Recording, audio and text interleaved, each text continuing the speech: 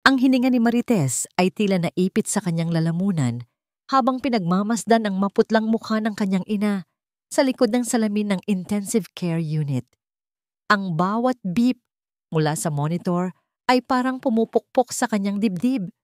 Nagpapaalala sa kanya ng oras na paubos na.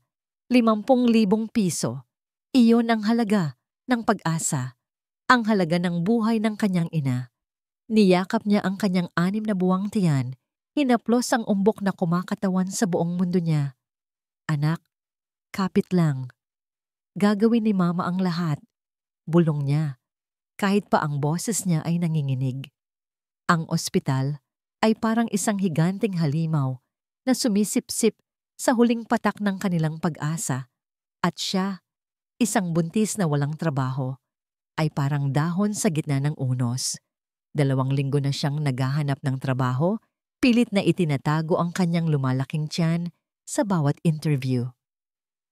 Ngunit ang bawat pasensya na po, hindi po kayo qualified sa ngayon, ay parang panibagong patak ng lason sa kanyang kumukuyom na puso. Ang pakiramdam ng kawalang silbi ay mas mabigat pa sa bigat ng kanyang tiyan. Isang hapon, habang naglalakad sa ilalim ng matinding sikat ng araw, halos gumuho na siya sa pagod at gutom. Ang kanyang cellphone, na kanina pa nakapatay dahil walang load, ay biglang nag-ring.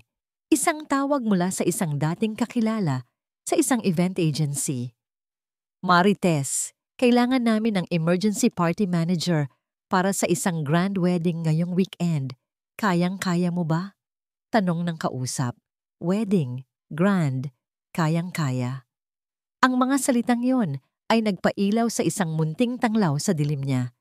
Kahit pahirap na hirap siyang kumilos, kahit pa alam niyang malaking hamon ito, walang pagdadalawang isip siyang sumagot. Opo, ma'am. Kakayanin ko po. Hindi siya pwedeng mamili. Hindi siya pwedeng tumanggi.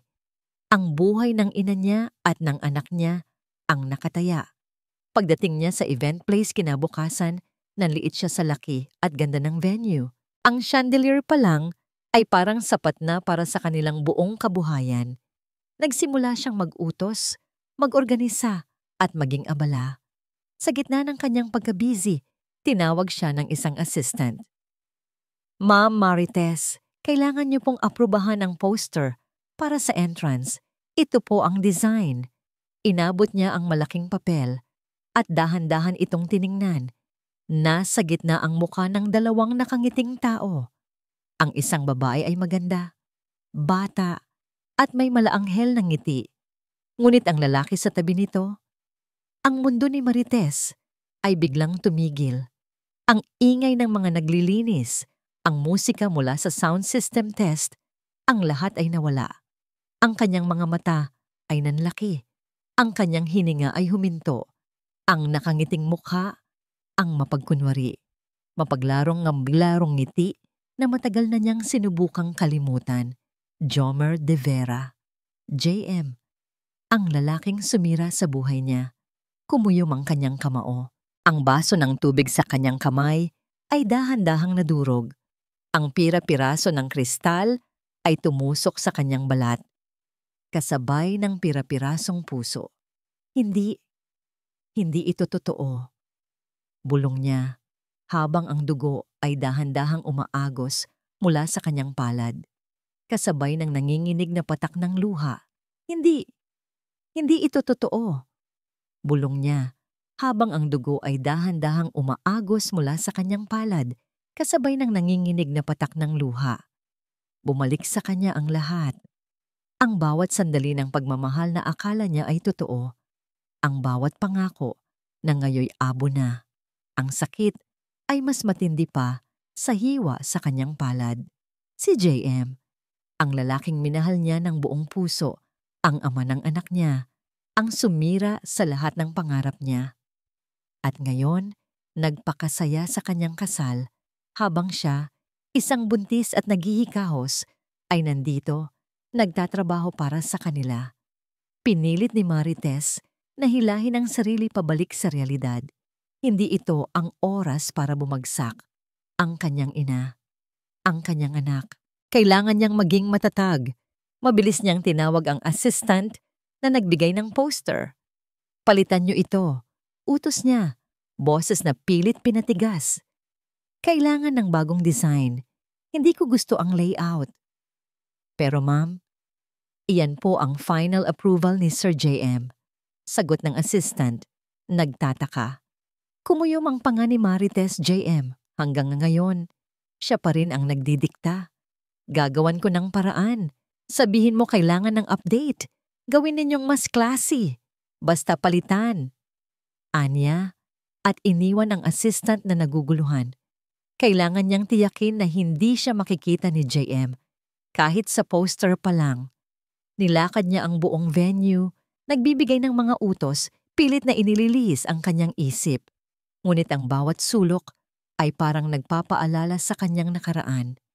Ang gintong palamuti, ang mamahaling bulaklak, ang bawat detalye ay sumisigaw ng kayamanan at kapangyarihan. Ang mga bagay na mas pinili ni JM kaysa sa kanya at sa kanilang magiging anak. Flashback, naalala niya ang araw na nagdesisyon si JM na iwan siya. Sa isang murang apartment, sa isang sulok na puno ng pag-asa. Marites, kailangan kong umangat. Hindi tayo magkakasundo sa pangarap ko. Ikaw, gusto mo ng simpleng buhay. Ako, gusto ko ng mundo. Ang mga salitang iyon ay parang kutsilyo. Ngunit ang mas masakit pa ay ang pangloloko ni JM tungkol sa startup.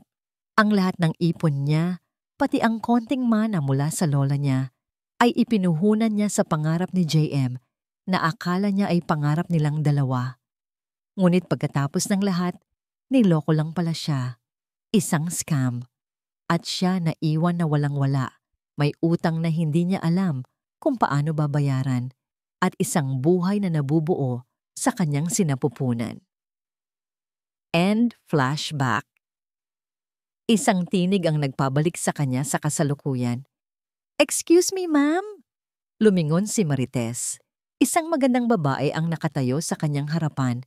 Nakangiti. Si Alona Serrano, ang nobya. Ang dahilan kung bakit nasa ganitong sitwasyon siya ngayon. "Oh, hello po," pilit na ngiti ni Marites. Ang damdamin niya ay magkahalo. Galit sa sitwasyon, awa sa babaeng ito na tila hindi alam ang katotohanan. "Kayo po pala ang event manager," sabi ni Alona. Napakabait ng boses. "Ang ganda po ng arrangements. Thank you so much." "Walang anuman po, Ma'am Alona. Ginagawa lang po namin ang trabaho namin." Tugon ni Marites, pilit na pinipigilan ang luha na kumawala. Gusto niyang sumigaw, sabihin sa babaeng ito ang lahat. Ang katotohanan sa likod ng lalaking pinakasalan niya. Ngunit hindi ito ang tamang oras. Hindi ito ang lugar. Nang malapit na ang seremonya, nagtago si Marites sa isang sulok, nakatanaw mula sa malayo.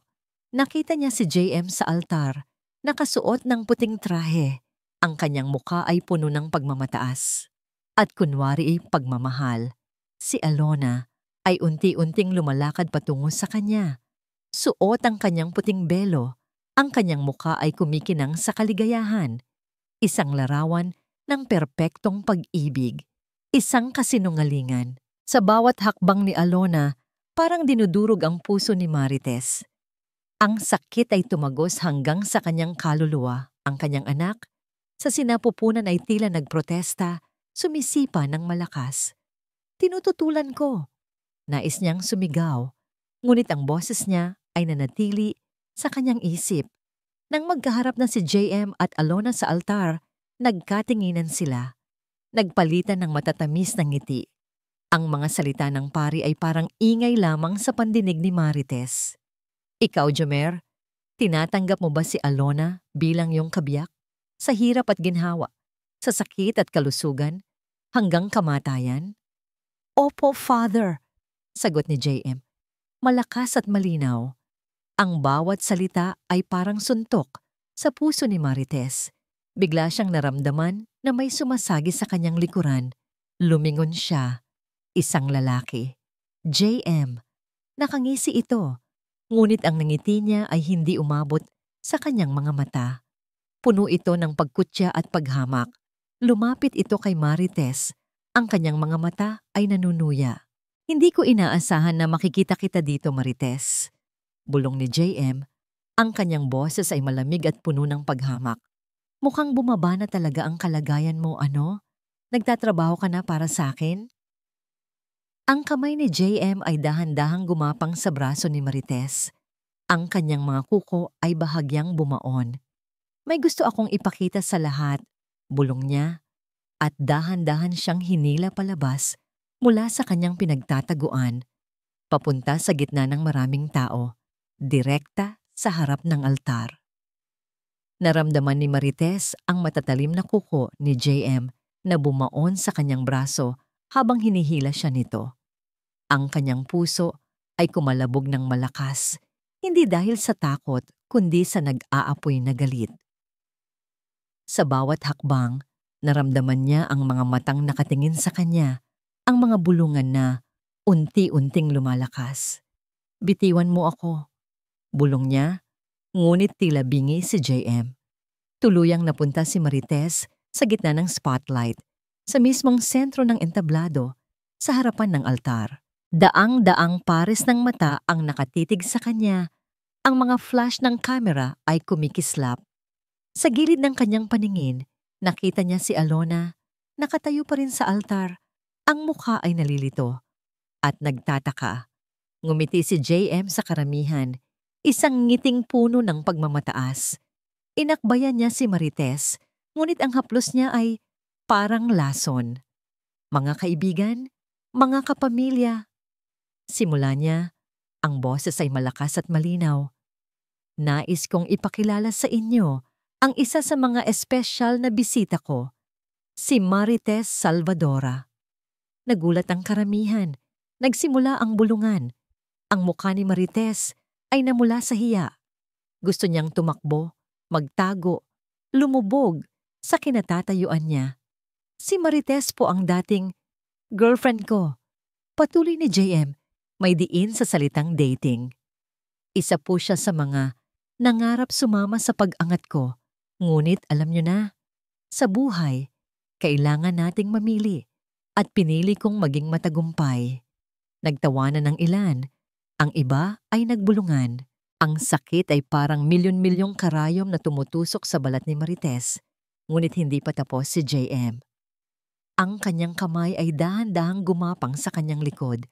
Pagkatapos ay mabilis na hinila ang strap ng damit ni Marites. Narinig niya ang tunog ng pagkapunit ng tela.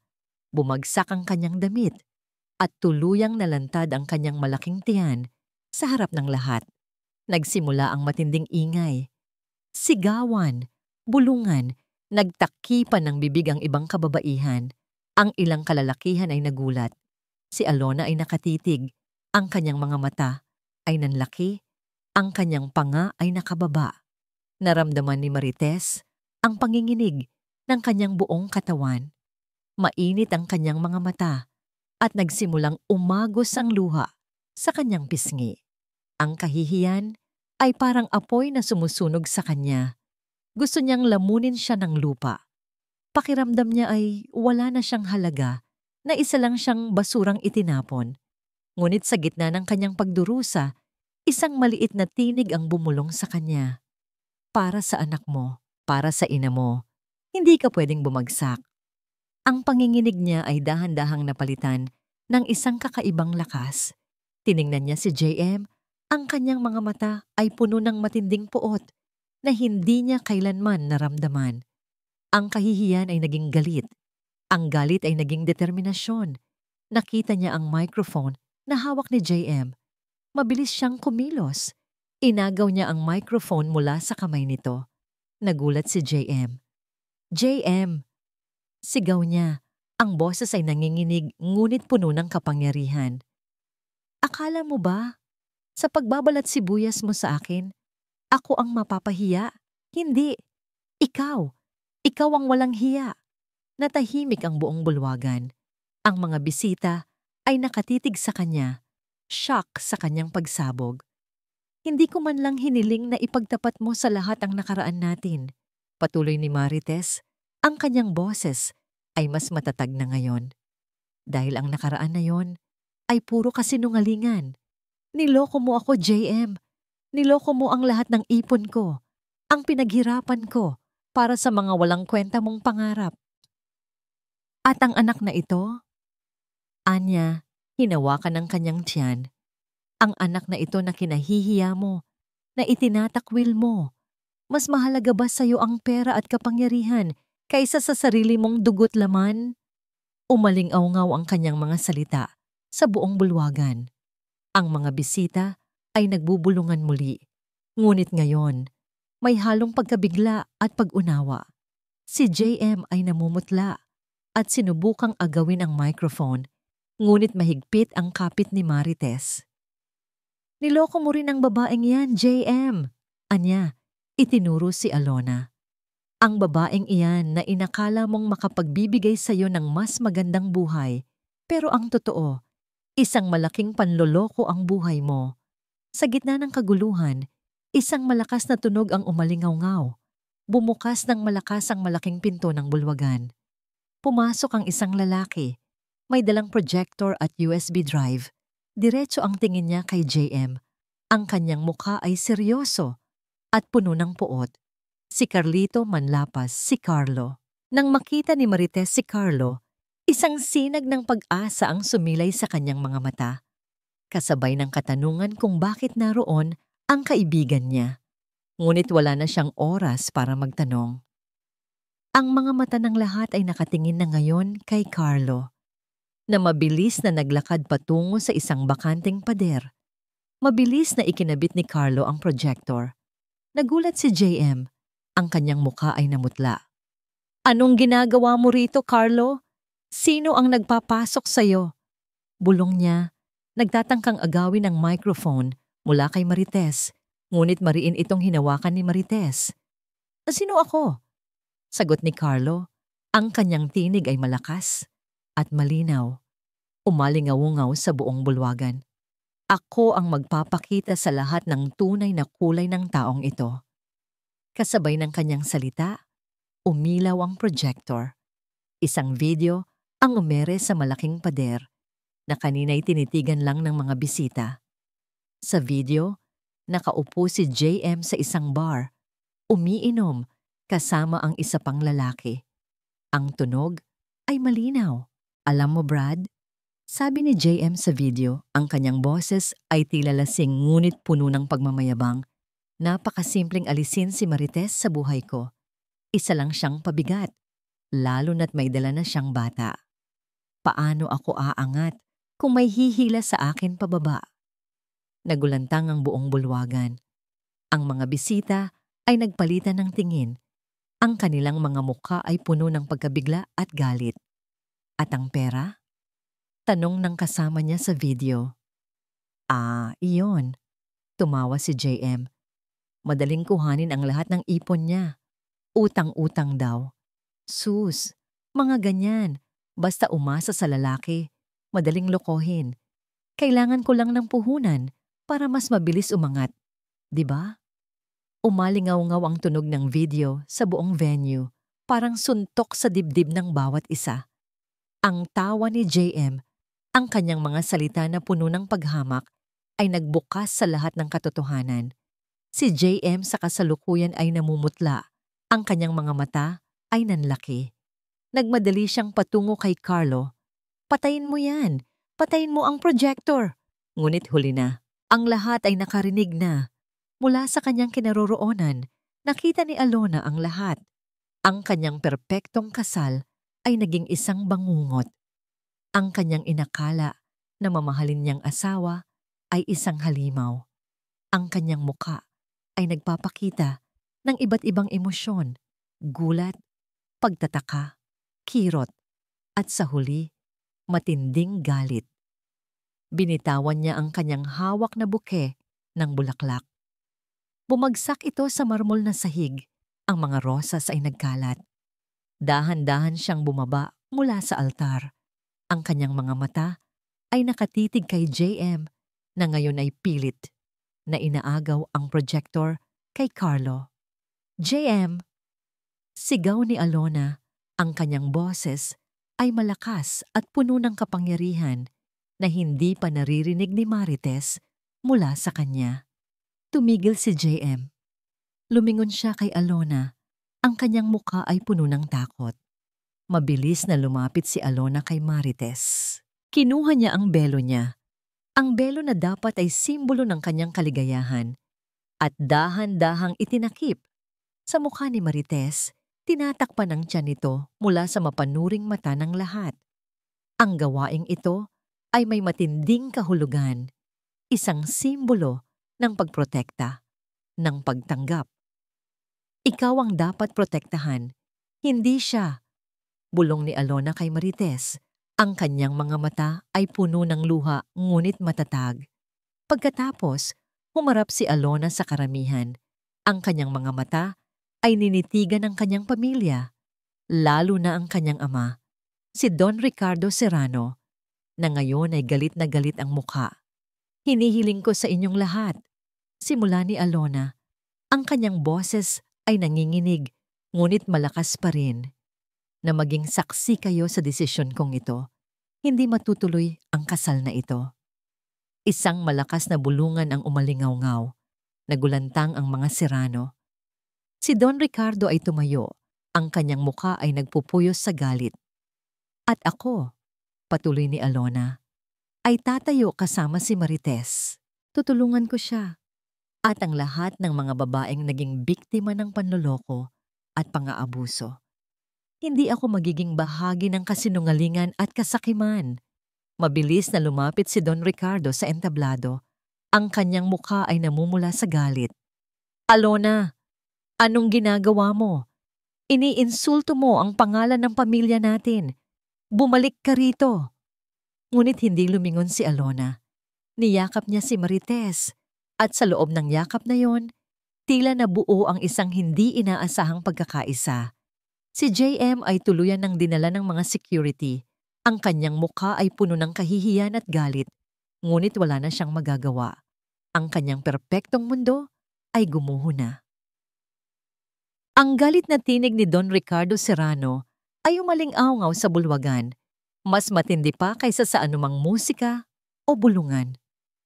Alona, Kondang Lamjite, bumalik ka rito. Huwag mong sirain ang pangalan ng pamilya. Ngunit para kay Alona, ang mga salita ng ama ay tila walang lakas.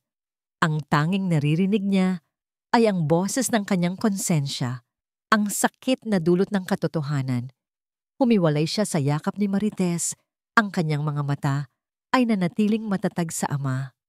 Ama, simula niya. Ang kanyang boses ay nanginginig, ngunit may determinasyon. Ang pangalan ng pamilya ay masisira, hindi dahil sa katotohanan, kundi sa pagsisinungaling at pagtatakip. Galit na lumapit si Don Ricardo. Walang hiya ka. Sa harap ng lahat ng bisita, sa harap ng lahat ng media, ipinahiya mo ako. Ipinahiya mo ang pamilya Serrano. Ang kahihiyan ay hindi sa akin nagmula, ama. Tugon ni Alona, ang kanyang mga mata ay nagbabasa. Nagpakabulag ako sa katotohanan, pero hindi na ngayon. Hinila siya ng kanyang ama, ngunit mariin siyang tumanggi. Kung ganoon, Alona, kalimutan mo na ang lahat ng meron ka. Kalimutan mo na ang mana mo. Kalimutan mo na ang pagiging Serrano mo. Ramdam ni Alona ang kirot sa mga salita ng ama, ngunit ang desisyon niya ay buo na. Niyakap niya ulit si Marites, isang yakap na nagsasabing hindi siya nag-iisa. Si Carlo ay lumapit din, isang matapat na bantay sa kanilang tabi. Nang makalabas sila sa venue, sinalubong sila ng flash ng camera at mga tanong ng media. Si Alona, na sanay sa ganitong uri ng atensyon, ay huminga ng malalim. Huwag kayong mag-alala, Marites, bulong niya. Haharapin natin ito ng magkasama. Sa gitna ng kaguluhan, isang reporter ang nagtanong, Ma'am Alona, ano po ang susunod na mangyayari? May plano po ba kayong magdemanda? Huminga ng malalim si Alona. Ang tanging plano ko sa ngayon ay makamit ang hustisya. Hindi lang para sa akin, kundi para sa lahat ng mga babaeng naging biktima ng panloloko. Nais naming magtatag ng isang organisasyon na magiging kanlungan at boses ng mga ina, at kababaihan na nalinlang at iniwan. Ang mga salita niya ay nagulat sa mga reporter. Isang mayamang tagapagmana, tatayo para sa mga biktima. Nang gabing iyon, matapos ang lahat ng gulo, nasa apartment sila ni Carlo. Hinanda ni Carlo ang hapunan habang si Marites at Alona ay nag-uusap sa sala. "Marites, patawarin mo ako," simula ni Alona. Ang kanyang boses ay puno ng pagsisisi. "Ang buong buhay ko, akala ko perpekto ako, na nasa akin na ang lahat. Hindi ko alam na may ganito palang nangyayari sa likod ng mga ngiti at pangako." Hinawakan ni Marites ang kamay ni Alona. "Walang kasalanan, Alona. Ikaw ang biktima niya, tulad ko." "Pero nabulag ako. Hindi ko nakita ang tunay na kulay niya," sabi ni Alona. "Ngayon, gusto kong bumawi. Gusto kong tumulong." Nagsimula silang magplano. Ang ideya ng Pag-asa Foundation ay dahan-dahang nabuo sa kanilang pag-uusap. Isang pundasyon na magbibigay ng tulong pinansyal, legal at emosyonal sa mga buntis at inang niloko. Si Carlo ay nakinig sa bawat salita, handang tumulong sa anumang paraan. Habang nagpaplano sila, nakita ni Carlo ang kanyang cellphone. May ilang missed calls mula sa isang hindi kilalang numero. Nang tingnan niya ang social media, nagsimula ng umingay ang balita. Ang kasal ni JM at Alona na naging isang malaking eskandalo. Maraming nagagalit kay JM, ngunit mayroon ding iilan na nagdududa sa motibo ni Alona. Sinasabing nagpapapansin lang ito. Isang headline ang tumambad sa kanya. Serrano Harris, ikinansela ang kasal, ipinahayag ang pagsuporta sa other woman. Alam ni Carlo na simula pa lang ito ng kanilang laban. At sa kabilang banda, si JM, na ngayon ay wala ng asawa at posibleng maging kahihiyan ng kanyang pamilya, ay tiyak na hindi mananahimik. Ang mga sumunod na araw ay puno ng pagod, ngunit puno rin ng pag-asa. Si Marites, kahit pahirap sa kanyang kalagayan, ay nagsisikap na maging aktibo sa pagbuo ng Pag-asa Foundation. Si Alona naman ay ginagamit ang kanyang impluwensya at koneksyon upang maisakatuparan ang kanilang mga plano. Kahit papatuloy siyang nakakatanggap ng galit mula sa kanyang ama at ilang miyembro ng kanyang pamilya. "Marites, kailangan natin ng lugar na pwedeng gamitin bilang opisina," sabi ni Alona isang hapon habang nag-iisa sila sa isang coffee shop. "Nakausap ko na ang ilang lawyers ko at mukhang matatagalan pa ang pag-aasikaso ng permits." "Kahit maliit lang muna, Alona," sagot ni Marites. "Ang importante, may masisimulan tayo." Biglang nag-vibrate ang cellphone ni Marites. Isang text message mula sa isang hindi kilalang numero. "Marites, akala mo ba tapos na ang lahat?" "Hindi pa. Hindi ko hahayaan na sirain mo ang pangalan ko. Hindi mo makukuha ang anak ko." "JM," nanlamig si Marites. Ang kaba ay unti-unting kumalat sa kanyang dibdib. Pinisil ni Alona ang kamay niya. "Si JM ba?" Tumango si Marites. Binabantaan niya ako. "Huwag kang mag-alala," sabi ni Alona. Ang kanyang muka ay seryoso. "Ipapatrack ko ang numerong iyan. Kailangan nating mag-ingat." Sa mga sumunod na linggo, naging abala sila sa paghahanap ng lugar. Sa tulong ni Carlo, na nagbigay ng libreng serbisyo legal para sa foundation, dahan-dahan nilang sinimulan ang proseso ng pagpaparehistro. Isang maliit na espasyo sa isang lumang gusali ang pansamantala nilang ginawang opisina. Isang araw, habang inaayos ni Marites ang mga papeles, may kumatok sa pintuan. Isang babaeng halos kasing edad niya, may malaking tiyan din, ang nakatayo sa labas. "Kayo po ba si Marites Salvadora?" tanong ng babae. Ang kanyang boses ay nanginginig. "Ako po si Ana. Nabalitaan ko po ang ginagawa ninyo. Ako po ay inabando na rin ng ama ng aking anak." Niyakap ni Marites si Ana. Sa loob ng yakap na yon, naramdaman niya ang matinding koneksyon. Hindi na siya nag-iisa. Hindi na sila nag-iisa. Ito ang simula ng Pag-asa Foundation. Ngunit hindi naging madali ang lahat. Ang pangalan ni JM ay patuloy na nagpapahirap sa kanila. Nagsimula siyang magpakalat ng mga maling balita at chismis sa social media tungkol sa Pag-asa Foundation. Sinasabing nagagamit daw ito para sa pansariling interes ni na Marites at Alo. Hindi ko akalain na bababa siya sa ganyang klaseng antas, sabi ni Carlo isang gabi habang tinutulungan si Marites na balansehin ang mga financial records. Mga fake accounts ang ginagamit niya para magpakalat ng kasinungalingan. Pero hindi naman tayo titigil, di ba? Tanong ni Marites kahit paramdam niya ang pagod. Hinding-hindi, sagot ni Carlo ngumiti. Ang ngiti niya ay nagbigay ng kakaibang init sa puso ni Marites. Palagi siyang nandyan, isang matatag na pundasyon sa gitna ng lahat ng kaguluhan. Isang hapon, pumunta si Marites sa kanyang regular check-up. Pinuri ng doktor ang kanyang kalusugan at ang paglaki ng kanyang sanggol. Malusog siya, Marites. Kailangan mo lang magpahinga ng sapat at iwasan ng stress. Ngunit paano siya magpapahinga? Paano niya iiwasan ng stress kung patuloy na umaatake si JM? Marites, sabi ni Carlo isang araw, pwede bang bantayan ko muna si baby paglabas niya? Gusto kong makatulong. Salamat, Carlo, sagot ni Marites. Ang kanyang mga mata ay puno ng pasasalamat. Ang pag-aalala ni Carlo ay parang isang balabal na bumabalot sa kanya, nagbibigay ng init. Ngunit kasabay niyon, naramdaman niya ang munting pagkabahala sa kanyang puso. Ang pag-aalaga ni Carlo ay higit pa sa pagiging kaibigan. Isang araw, habang papalabas si Marites sa kanilang opisina, sinalubong siya ng isang grupo ng mga reporter. Ma'am Salvadora, totoo po ba na pinepeke niyo lang ang kwento ninyo para makakuha ng donasyon? Tanong ng isang reporter. Ano po ang masasabi ninyo sa mga paratang na ginagamit niyo lang po ang foundation para sa pansariling kayamanan? Nanlaki ang mga mata ni Marites. Ang mga salita ay parang suntok sa kanyang sikmura. Ang mga tanong ay walang tigil. Ang mga kamera ay walang tigil sa pag-flash. Naramdaman niya ang paninikip ng kanyang dibdib, ang pamilyar na kaba na nagbabanta na lalamunin siya.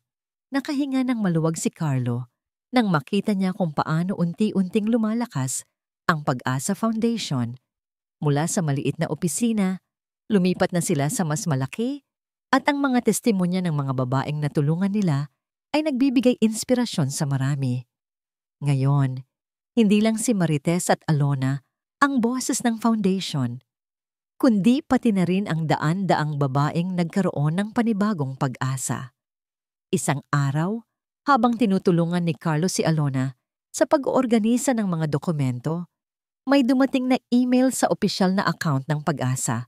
Galing ito sa isang Mr. Alejandro de la Cruz, isang anonymous philanthropist na nag-aalok ng malaking donasyon. Wow! Marites, Alona, tingnan niyo ito! Masayang sabi ni Alona. Ang kanyang mga mata ay nagniningning sa tuwa. Napakalaking tulong nito para sa mga programa natin. Binasa rin ni Marites ang email. Ang kanyang muka ay nagpakita ng tuwa at pag-asa. Totoo ba ito, Alona? May nagmamalasakit pa pala sa atin. Ngunit si Carlo, isang taong sanay sa pagiging maingat, ay may naramdamang kakaiba.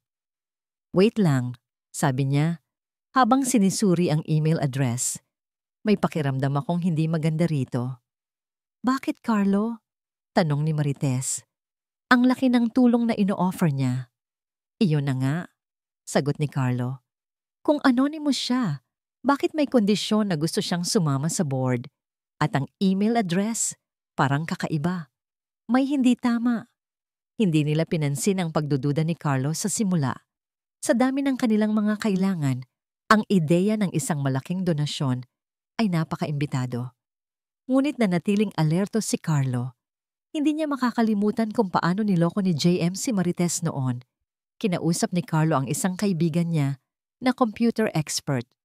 Brad, may pakiusap ako. Pakitingnan mo naman itong email address at ang IP address nito. May pakiramdam akong may tinatago ang nagpadala. Pagkalipas ng ilang araw, tumawag ang kaibigan ni Carlo. Carlo, tama ang hinala mo. Ang IP address ay konektado sa isang server na malapit sa address ng dating kumpanya ni JM De Vera. At may mga lumang transaction na natrace ako sa bank account na ginagamit ng Mr. De La Cruz na may kaugnayan kay JM. Napatulala si Carlo, si JM, hindi niya lubos akalain na babalik ito at sa ganitong paraan pa. Ang galit ay unti-unting kumalat sa kanyang katawan. Nakuha pa rin nitong magkunwari at saktan ulit si Marites. Mabilis siyang nagprint ng lahat ng ebidensya, mga screenshot ng email, bank statements, at iba pang digital footprint na nagpapatunay na si JM ang nasa likod ng anonymous philanthropist. Ang kanyang layunin ay hindi tumulong, kundi sadyang guluhin o kontrolin ang foundation, o posibleng gamitin ito para linisin ang kanyang pangalan o mag-money laundering. Agad siyang pumunta sa opisina ng Pag-asa. Sina Marites at Alona ay nag-uusap tungkol sa mga plano nila sa Mr. De La Cruz. Marites, Alona, kailangan nating mag-usap, sabi ni Carlo. Seryoso ang kanyang mukha. Pinakita niya ang lahat ng ebidensya. Isa-isang tiningnan ni Marites at Alona ang mga dokumento. Ang kanilang mga mukha ay dahan-dahang napuno ng gulat, pagkatapos ay matinding galit. Hindi ito totoo, bulong ni Marites. Ang kanyang boses ay nanginginig. Kaya pala ganoon. Akala ko, nagbago na siya. Hindi siya nagbago, Marites, sabi ni Alona. Ang kanyang kamao ay kumuyom. Mas naging demonyo pa siya. Gusto niyang gamitin ang foundation natin para sa kanyang sariling kapakanan. Ang kanilang usapan ay naputol nang may kumatok sa pintuan. Isang security guard ang sumilip. Ma'am Alona, Sir Carlo, Ma'am Marites, may naghahanap po sa inyo. Sinong huno? Tanong ni Alona. Ang kanyang mga mata ay nananatiling matalim. Isang lalaki po, sagot ng guard. Sabi niya, gusto niyang makausap si Ma'am Marites. Tungkol daw po sa kinabukasan ng kanyang anak. Tumayo si Carlo. Ang kanyang mga mata ay nag-aapoy. Ngunit si Marites, sa kabila ng takot, ay naramdaman ng isang kakaibang lakas. Alam niyang ito na ang huling paghaharap. Paglabas ni Marites, Alona, at Carlo sa opisina, tumambad sa kanila ang isang lalaking payat at tila matamlay, ngunit nananatili ang mapanlinlang na ngiti sa kanyang labi. Si JM. Ang kanyang dating kasariwaan at pagmamataas ay napalitan ng isang pagod at sa isang banda, desperadong itsura. Ngunit ang kanyang mga mata ay nanatiling matatalas, puno ng isang bagong uri ng kasamaan. Marites, Alona, simula ni JM, ang kanyang boses ay tila sinsero, ngunit may bahid ng pagbabanta. Gusto ko lang sanang humingi ng tawad. Alam kong nagkamali ako, kaya gusto kong bumawi. Gusto kong tumulong sa Pag-asa para sa kinabukasan ng anak natin, Marites. Huwag kang magkunwari, JM. Matalim na sabi ni Alona. Alam na namin ang lahat ng iyong plano. Alam naming ikaw, si Mr. De La Cruz. Nagulat si JM. Ang ngiti sa kanyang labi ay nawala. Ang kanyang mga mata ay nanlaki. Paano? Paano niyo nalaman? May mga kaibigan kaming mas matatalino kaysa sa akala mo. Sagot ni Carlo, humakbang sa harapan ni Marites at Alona, isang pader ng proteksyon. Ang lahat ng ebidensya ng iyong panloloko, ng iyong pagbabalat sibuyas para sakupin ang foundation ay nasa amin na. Namutla si JM. Ang kanyang muka ay puno ng matinding galit. Kung ganoon, kung ayaw niyong maging madali, magiging mahirap, sigaw niya. Sisirain ko ang foundation niyo. Sisirain ko ang reputasyon niyo. Wala kayong karapatan sa anak ko. Akin ang anak ko. Mabilis siyang tumalikod at umalis, Ang kanyang mga salita ay parang lason na kumalat sa hangin. Alam ni na Marites, Alona at Carlo na ito na ang simula ng isang malaking laban. Kinabukasan, lumabas sa mga pahayagan at news websites ang mga nakakasirang balita tungkol sa Pag-asa Foundation. Mga akusasyon ng pandaraya, maling paggamit ng pondo at paggamit daw sa mga babae para sa pansariling interes ni na Marites at Alona. Hindi lang yun, may mga lumabas din na pekeng testimonya mula sa mga babaeng sinasabing biktima raw sila ng foundation. Sobrang daming fake news, Marites, sabi ni Alona. Ang kanyang mga mata ay puno ng pagkabahala habang binabasa ang mga online articles. Mukhang ginagamit niya ang lahat ng kanyang koneksyon para sirain tayo. Ang pinakamasakit pa ay ang reaksyon ni Don Ricardo Serrano. Dahil sa matinding pressure mula sa media at sa pagkawala ng kredibilidad ng kanyang pangalan, naglabas siya ng isang opisyal na pahayag na nagtatanggal ng lahat ng suporta sa Pag-asa Foundation. Kinondena niya ang sariling anak na si Alona, sinasabing hindi siya sumasang-ayon sa mga gawain nito. Wala na tayong pondo, Alona, sabi ng isang volunteer.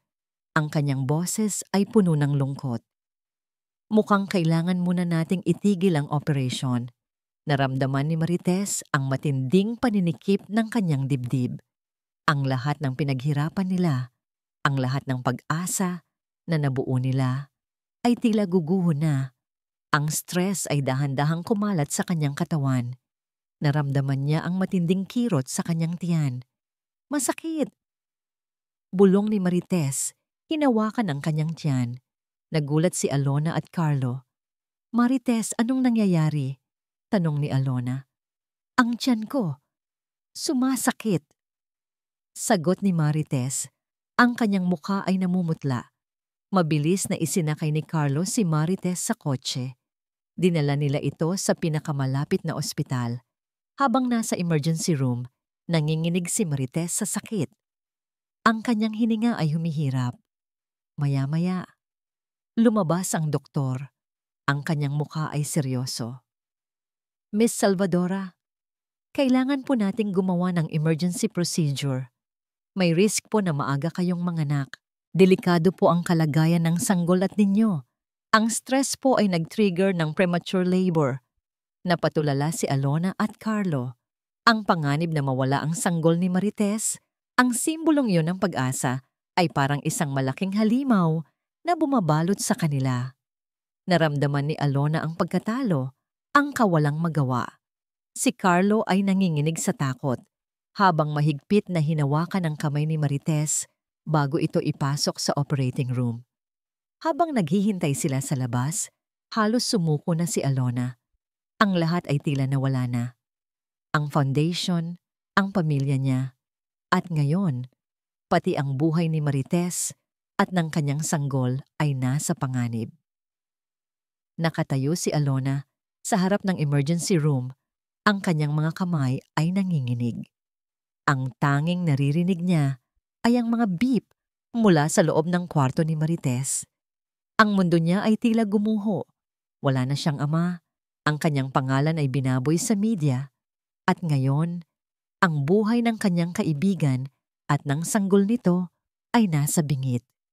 Pumikit siya ng mariin. Hindi ako pwedeng sumuko. Kailangan niyang lumaban. Kailangan niyang maging matatag. Para kay Marites, para sa pag-asa, para sa lahat ng kababaihan na umaasa sa kanila. Lumingon siya kay Carlo na nakatitig din sa pinto ng emergency room. Ang kanyang mukha ay puno ng pag-aalala. Carlo, sabi ni Alona, ang kanyang boses ay mahina, ngunit may determinasyon. Kailangan kong gumawa ng bagay na hindi pa nagagawa. Ano yon, Alona? Tanong ni Carlo.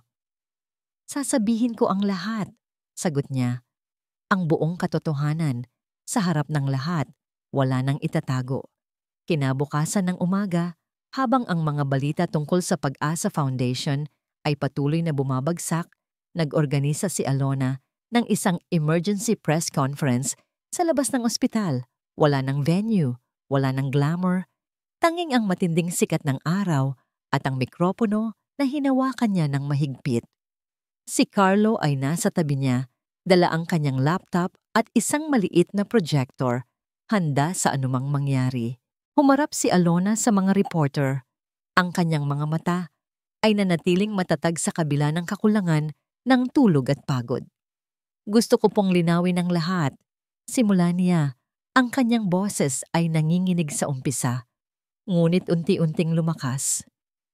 Ang Pag-asa Foundation ay itinatag para tulungan ang mga babaeng nalinlang at iniwan, tulad ni Marites Salvadora na ngayon ay nasa loob ng ospital, nakikipaglaban para sa kanyang buhay at ng kanyang sanggol dahil sa matinding stress na dulot ng isang taong walang puso. Nagbulungan ang mga reporter. Hindi ko po itatago ang katotohanan, patuloy ni Alona. Oo, ang dating kasintahan ni Marites at ang dating pakakasalan ko, si Jomer de Vera, ang nasa likod ng lahat ng ito. Ang panloloko niya, hindi lang kay Marites, kundi pati na rin sa akin. At ngayon, ang walang awang pagwasak niya sa isang organisasyong tumutulong sa mga mahihina. Ipinakita ni Carlo ang mga ebidensya, ang mga email mula kay Mr. De La Cruz, ang mga bank statements at ang digital footprint na nagpapatunay na si JM ang nasa likod ng lahat ng paninira. Umalingaw-ngaw ang gulat ng mga reporter. Inabando na ako ng aking ama dahil sa desisyon kong ito. Sabi ni Alona, ang kanyang boses ay puno ng pait. Ngunit hindi ko pagsisisihan ang ginawa ko. Dahil ang hustisya ay mas mahalaga kaysa sa anumang kayamanan o pangalan ng pamilya. Diretso siyang tumingin sa kamera. Kaya ako po, si Alona Serrano ay nakikiusap sa inyo. Huwag niyo pong hayaan na sirain ng kasamaan ang pag-asa ng mga kababaihan. Kung naniniwala kayo sa aming adhikain, kung naniniwala kayo sa katotohanan, tulungan niyo po kami. Suportahan niyo po ang Pag-asa Foundation, hindi para sa amin, kundi para sa mga nanay na nag-iisa, para sa mga batang walang kasalanan. Ang kanyang mga salita ay lumipad sa himpapawid, umabot sa bawat sulok ng bansa sa pamamagitan ng telebisyon at internet. Sa simula, may mga nagduda, ngunit nang unti-unting lumabas ang mga testimonya ng mga babaeng natulungan ng Pag-asa at ang mga video ng kasinungalingan ni JM, unti-unting nagbago ang pananaw ng publiko. Libu-libong mensahe ng suporta ang dumagsa sa kanilang social media. Ang mga tawag para mag-donate ay walang tigil. Maging ang ilang malalaking kumpanya at organisasyon ay nag-alok ng tulong. Ang mga legal team ay nag-alok ng libreng serbisyo para tulungan sila sa kaso laban kay JM. Sa isang mansyon, pinapanood ni Don Ricardo Serrano din ang balita. Ang kanyang galit ay dahan-dahang napalitan ng pagmumuni-muni. Nakita niya ang katatagan ng kanyang anak, ang kanyang tapang. At sa unang pagkakataon, naramdaman niya ang matinding paghanga sa desisyon ng kanyang anak. Habang bumubuhos ang suporta sa loob ng ospital, unti-unti nang nagiging maayos ang kalagayan ni Marites. Ang kanyang sanggol ay ligtas. Sa wakas, ang liwanag ay unti-unting sumisikat. Isang linggo matapos ang matinding pagsubok, naririnig na ni Marites ang tunog ng buhay. Hindi na ang mga nakakatakot na beep ng mga makina, kundi ang mga bulong ni Alona at Carlo, ang mga pag-uusap ng mga nurse at higit sa lahat, ang matamis na iyak ng isang bagong silang na sanggol. Ang kanyang sanggol. Matapos ang isang mahabang labanan, sa gitna ng takot at pag-asa, matagumpay na naipanganak ni Marites ang kanyang anak.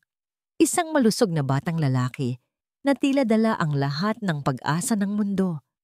Nang una niyang hawakan ang kanyang anak, naramdaman niya ang isang pag-ibig na hindi niya kailanman inakala na kaya niyang maramdaman.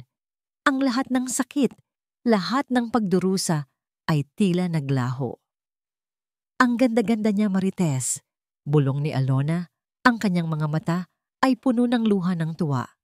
Si Carlo ay nakatayo sa tabi nila, nakangiti Ang kanyang mga mata ay nanatiling nakatutok kay Marites at sa sanggol.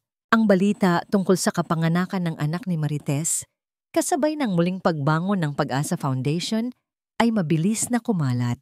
Ang komunidad ay nagdiwang. Maging ang mga balita sa telebisyon at radyo ay ibinalita ang pagwawagi ng Pag-asa laban sa kasakiman ni JM.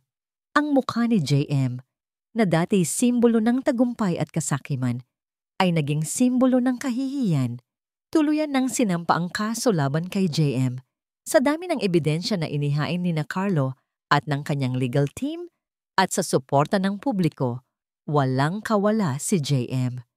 Nahaharap siya ngayon sa matinding parusa para sa panloloko, pagpapalaganap ng maling impormasyon at pagbabanta. Nawala sa kanya ang lahat, ang kanyang karera, ang kanyang reputasyon, at ang kanyang kalayaan. Isang hapon, habang nagpapagaling pa rin si Marites sa ospital, may kumatok sa pintuan ng kanyang kwarto. Pumasok si Don Ricardo Serrano. Ang kanyang mukha ay seryoso, ngunit may bahid ng pagpapakumbaba. Marites! Simula niya ang kanyang boses ay malumanay. Gusto ko lang humingi ng tawad sa lahat ng nagawa ko, sa lahat ng sakit na naidulot ko. Nagulat si Marites. Hindi niya inakala na maririnig niya ang mga salitang iyon mula kay Don Ricardo. Maling-mali ako sa paghuhusga sa inyo ni Alona. Patuloy ni Don Ricardo. Ang katatagan niyo, ang inyong pagmamalasakit ay nagpamulat sa akin. Nagkamali ako sa pagpapahalaga sa pangalan at kayamanan. Ngayon, naiintindihan ko na kung ano ang tunay na halaga ng buhay. Nag-alok siya ng tulong pinansyal at legal sa Pag-asa Foundation, hindi na bilang isang ama na nagtatangka kontrolin ang kanyang anak, kundi bilang isang taong nalinawan at nais bumawi. Kinabukasan, umuwi na si Marites kasama ang kanyang anak. Sinalubong siya ng isang maliit na pagdiriwang mula sa mga volunteers ng Pag-asa Foundation. Ang kanilang opisina ay puno ng mga bulaklak, regalo, at mga mensahe ng pagbati. Habang hawak niya ang kanyang anak, tumingin si Marites kay Alona na ngayon ay mas matatag na. Ang kanilang pagiging magkaibigan ay lumalim, nagiging isang kapatiran na nabuo sa gitna ng pagsubok. Tumingin din siya kay Carlo na nakangiti sa kanya. Ang mga mata nito ay puno ng pagmamahal at pag-aalala. Salamat, Carlo, bulong niya. Salamat sa lahat. Walang anuman, Marites, sagot ni Carlo. Masaya ako na ligtas ka at ang baby niyo. Sa sandaling iyon, naramdaman ni Marites na hindi na siya nag-iisa. Ang kanyang pamilya ay hindi lang ang kanyang ina at ang kanyang anak.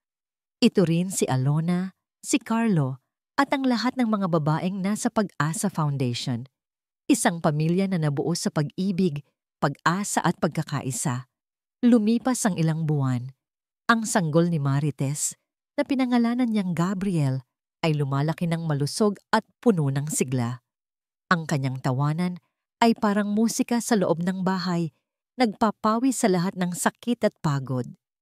Si Marites, na dating nakalugmok sa kawalan ng pag-asa, ay ngayon ay puno ng liwanag. Ang kanyang mukha ay rumihistro ng tunay na kaligayahan, isang kaligayahan na hindi na nakasalalay sa pag-ibig ng isang lalaki, kundi sa kanyang sarili, sa kanyang anak, at sa kanyang ginagawa.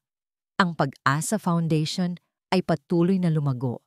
Mula sa isang maliit na opisina, nagkaroon na sila ng mas malaking espasyo at mas maraming volunteers ang sumama sa kanilang adhikain. Sina Marites at Alona ay naging inspirasyon sa marami, hindi lang sa mga babaeng biktima, kundi pati na rin sa buong komunidad. Nagho-host sila ng mga seminar, counseling sessions, at legal aid services. Ang pangalan ni JM, na dating nagdulot ng takot, ay naging paalala na lamang sa isang masakit na nakaraan na kanilang nalampasan. Isang hapon, habang abala si Marites sa pag-aalaga kay Gabriel, umupo si Carlos sa tabi niya. Marites, pwede ba tayong mag-usap? Tanong niya. Ang kanyang boses ay malumanay. Oo naman, Carlo, sagot ni Marites. Ngumiti. Matagal na kitang gustong tulungan. Simula ni Carlo, ang kanyang mga mata ay puno ng sinseridad. Hindi lang bilang kaibigan, kundi higit pa doon. Nagulat si Marites. Matagal na niyang naramdaman ang pag-aalaga ni Carlo, ang kanyang suporta, ngunit hindi niya inakala na aabot sa ganoon. Hindi ko man lang hiniling na suklian mo ang nararamdaman ko, patuloy ni Carlo. Pero gusto kong malaman mo na nandito ako palagi para sa'yo at para kay Gabriel. Hindi ka na mag-iisa. Napatingin si Marites kay Carlo. Nakita niya sa mga mata nito ang pagmamahal, ang respeto at ang katapatan. Hindi ito ang nagmamadaling pag-ibig ni JM, kundi isang pag-ibig na dahan-dahang lumago, matatag at totoo. Carlo, bulong ni Marites. Ang kanyang puso ay naramdaman ng isang kakaibang init, isang pagmamahal na dahan-dahang gumagapang sa kanyang dibdib. Hindi ito ang klase ng pag-ibig na kinailangan niyang hanapin, kundi ang pag-ibig na palagi nang nandyan, naghihintay lang na mapansin niya. Hindi siya sumagot ng kahit ano, ngunit hinawakan niya ang kamay ni Carlo, isang haplos na nagsasabing naiintindihan niya at nagpapasalamat siya. Hindi niya kailangan ng madaliang sagot. Ang mahalaga, alam niya na mayroon siyang karamay, isang pamilya. Samantala, sa isang piitan, si JM ay nakaupo sa isang sulok. Ang kanyang muka ay puno ng matinding pagsisisi. Ang dating malaking mundo niya ay ngayoy naging 4 na pader na lamang. Narinig niya sa radyo ang tungkol sa patuloy na paglago ng Pag-asa Foundation. Ang pagiging inspirasyon ni Marites at Alona. Bawat balita ay parang suntok sa kanya, nagpapaalala sa kanya ng lahat ng nawala. Ang kanyang pamilya, ang kanyang kayamanan, ang kanyang kalayaan, at higit sa lahat, ang kanyang kaluluwa. Naalala niya ang mukha ni Marites, ang kanyang anak. Ang sakit ng pagkawala ay mas matindi pa sa pisikal na sakit. Ngayon, huli na ang lahat. Ang tanging kapiling niya ay ang kanyang pagsisisi at ang matinding kalungkutan. Isinulat ni Marites ang isang liham para kay Gabriel na babasahin niya sa kanyang paglaki. Isinalaysay niya ang kanyang paglalakbay, ang mga aral na natutunan niya tungkol sa pag-ibig, katatagan, at ang halaga ng pagtindig sa sarili. Lumipas pa ang ilang taon.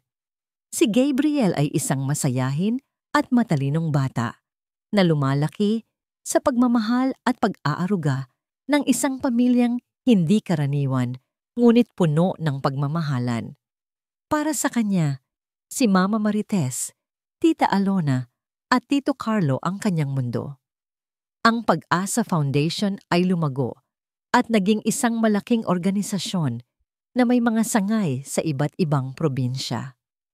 Si Marites at Alona ay naging kilalang boses sa pagtataguyod ng karapatan ng kababaihan. Isang patunay na ang pinakamasakit na pagkabigo ay maaaring maging pinakamalaking inspirasyon. Ang bawat testimonya ng mga babaeng natulungan nila ay nagpatunay sa kanilang paniniwala. Ang pag-asa ay buhay at ang pag-ibig ay nasa bawat isa sa atin. Isang araw, habang nasa isang panayam si Marites, tinanong siya ng reporter, "Ma'am Marites, ano po ang pinakamahalagang aral na natutunan niyo sa lahat ng pinagdaanan niyo?" Ngumiti si Marites. Ang kanyang mga mata ay nagniningning. Ang pinakamahalagang aral po ay ang pagmamahal sa sarili, na kahit gaano kahirap ang sitwasyon, kailangan mong manindigan, maniwala sa iyong kakayahan, at hanapin ang iyong boses.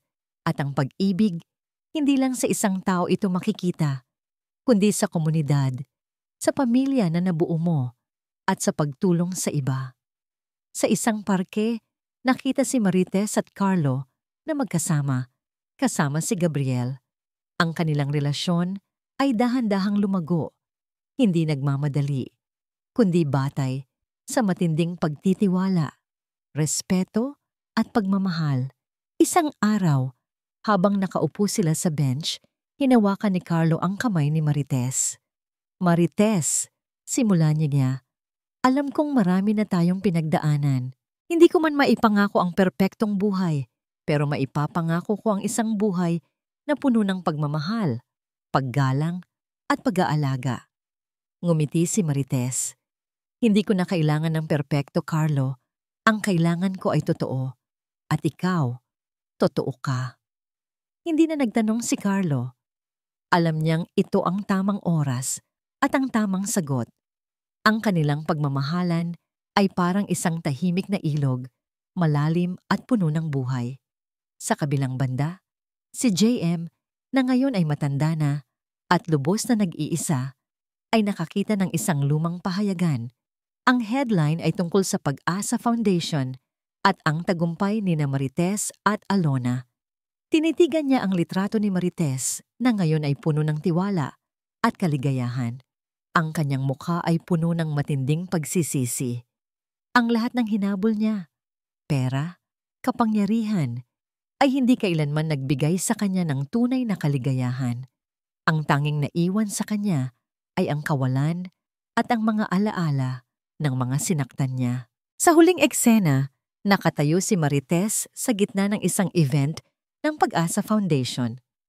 Napapalibutan siya ng mga babaeng natulungan nila. Ang kanilang mga mukha ay puno ng pag-asa. Hawak niya si Gabriel, na ngayon ay nagbibinata na.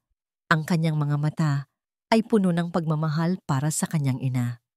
Ngumiti si Marites, isang nangiting puno ng lakas, ng pag-asa at ng pagmamahal. Alam niya na ang pinakamasakit na pagbagsak ay maaaring maging daan patungo sa pinakamaliwanag na bukas. At sa bawat bagyo, mayroong laging bahaghari at ang pag-asa ay patuloy na magliliwanag. At dito nagtatapos ang kwento ni Marites at Alona, ng pagbangon mula sa dilim tungo sa liwanag ng pag-asa. Sa lahat ng aming minamahal na tagapakinig, mula sa kaibuturan ng aking puso, maraming salamat sa inyong paglalakbay kasama namin sa kwentong ito. Ang bawat pahina, bawat salita ay isinulat ng may pagmamahal at pag-asa. Naging bahagi ako ng bawat luha at ngiti ni Marites at Alona at naramdaman ko ang bawat pintig ng kanilang puso habang binubuo ang kanilang mga landas. Naway nagbigay inspirasyon sa inyo ang kanilang kwento na ang tunay na pag-ibig ay nagsisimula sa pagmamahal sa sarili, na ang pagpapatawad, lalo na sa sarili, ay isang susi sa paghilom, na ang pag-asa ay laging naroon, kahit sa pinakamadilim na sandali, at na ang pagkakaisa ng mga kababaihan ay isang hindi matitinag na puwersa. Ang kanilang laban ay hindi lamang para sa kanilang sarili, kundi para sa lahat ng mga babaeng nangangailangan ng boses at tapang upang tumindig. Ngayon, na natapos na ang ating paglalakbay, bukas ang aming puso na pakinggan ang inyong mga damdamin. Ano ang naramdaman ninyo? Anong aral ang inyong napulot? Ibahagi po ninyo ang inyong mga saloobin. Maraming salamat muli sa inyong suporta at pagmamahal, at hanggang sa muling pagkukwento ng mga istoryang magbibigay pag-asa at inspirasyon sa ating lahat.